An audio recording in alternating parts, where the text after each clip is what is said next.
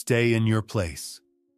4 words from a billionaire CEO that destroyed a young woman in front of a crowd.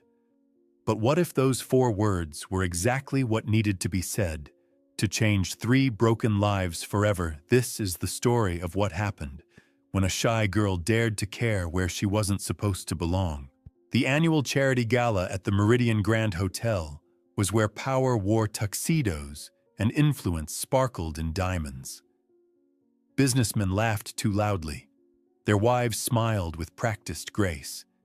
And in the corner, 7-year-old Nova Hayes sat utterly alone, her small hands moving in signs that no one understood or cared to learn.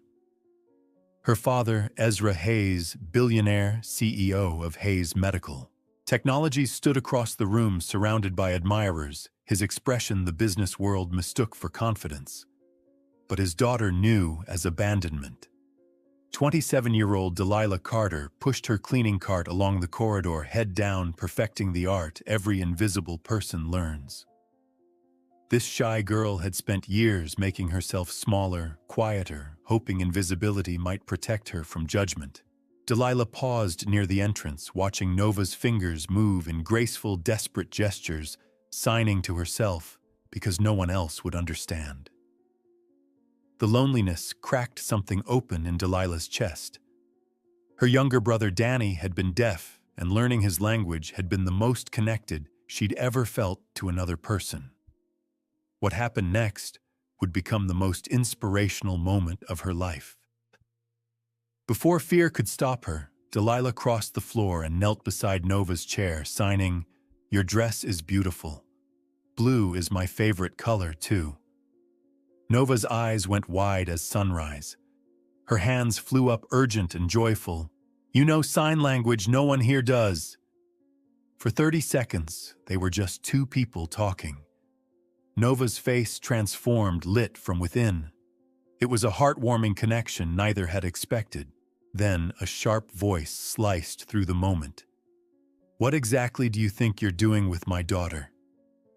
Ezra Hayes towered over them, his assistant Mark Reynolds at his side, both staring at Delilah's hands like she'd been caught stealing. Mark's lip curled.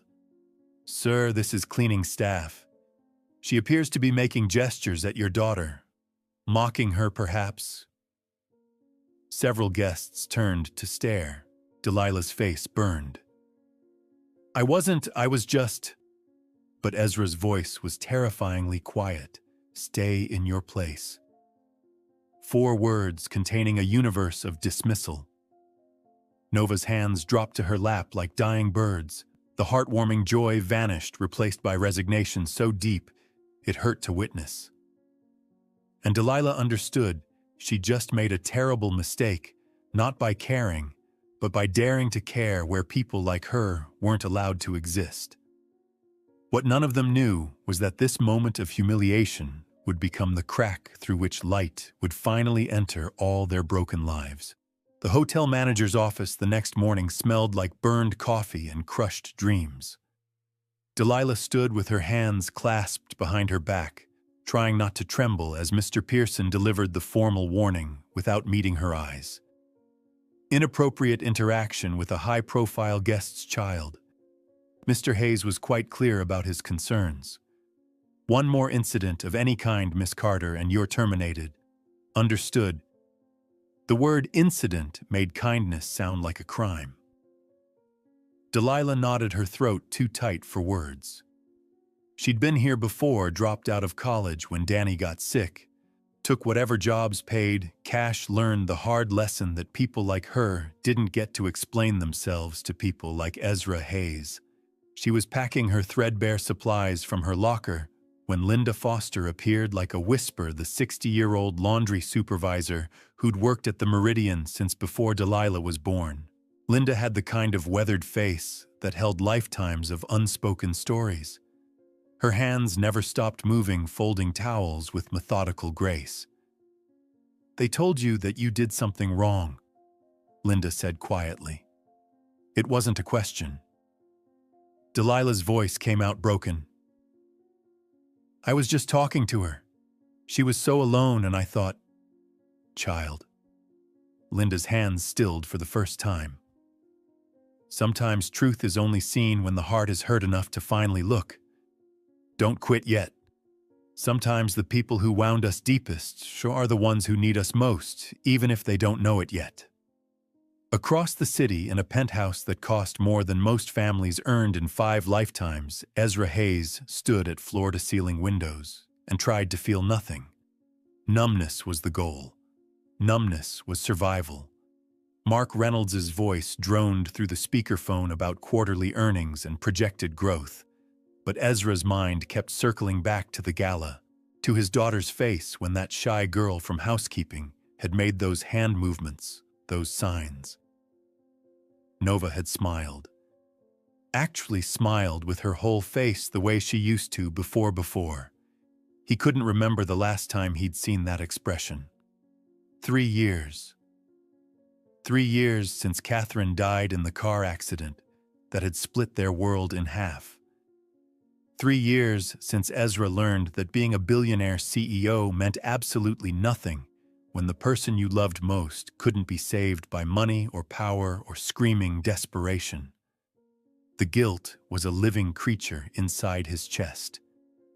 Catherine had been driving to pick up Nova from school that day. If Ezra had gone instead, if he hadn't been in that meeting, if. So he'd done what he knew how to do, he'd worked. Built his medical technology empire bigger, more powerful, more untouchable. Made sure Nova had the finest schools, the most expensive tutors, the best of everything that money could purchase. Everything except the one thing she actually needed him. He walked to Nova's bedroom and stood in the doorway watching. She sat at her easel, small hands moving across canvas, painting a garden full of flowers that seemed to glow with inner light. The girl had her mother's gift, that mysterious ability to capture emotion and make it visible. Ezra opened his mouth to say something, anything but the words lodged in his throat like broken glass. How could he explain that he stayed away because seeing her face so heartbreakingly, like Catherine's, made the grief unbearable? That every time he looked at Nova, he saw his own failure. Nova glanced up. For one heartbeat, hope flickered across her face. Then she saw his expression, or lack of one, and the hope died. Resignation settled over her features. She turned back to her painting. Ezra retreated to his office and closed the door. 4 days crawled past. Delilah worked her shifts in careful silence, cleaned rooms, avoided eye contact, tried not to think about the little girl in the blue dress, whose hands spoke a language of loneliness. She was folding towels in the basement laundry room when Mr. Pearson appeared, looking profoundly uncomfortable. "Miss Carter, you have a summons of sorts.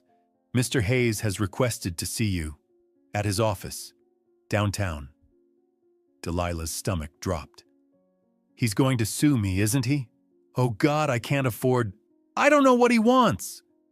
But there's a car waiting outside. Now. The ride to Hayes Industries took 20 minutes but felt like descending into another dimension. The lobby was larger than Delilah's entire apartment building. Security guards in sharp suits, marble floors that reflected like mirrors, the whisper of expensive heels on stone. She was escorted to the top floor by a woman who never once looked at her face past assistants, who made her feel like a stain on their pristine world. Mark Reynolds met her outside Ezra's office, his smile all sharp teeth and no warmth. "The great man will see you now. Try to remember your station, won't you? We wouldn't want another unfortunate incident." Ezra Hayes sat behind a desk roughly the size of Delilah's living room. He didn't stand when she entered. Didn't smile. For a long, excruciating moment, he simply looked at her, and Delilah felt every dollar of the chasm between them. Then he spoke, his voice different than at the gala, quieter, almost uncertain. "You know sign language?" Not a question. A statement. "Yes, sir, I do." "Where did you learn it?" Delilah's mouth was desert dry. My younger brother, Danny,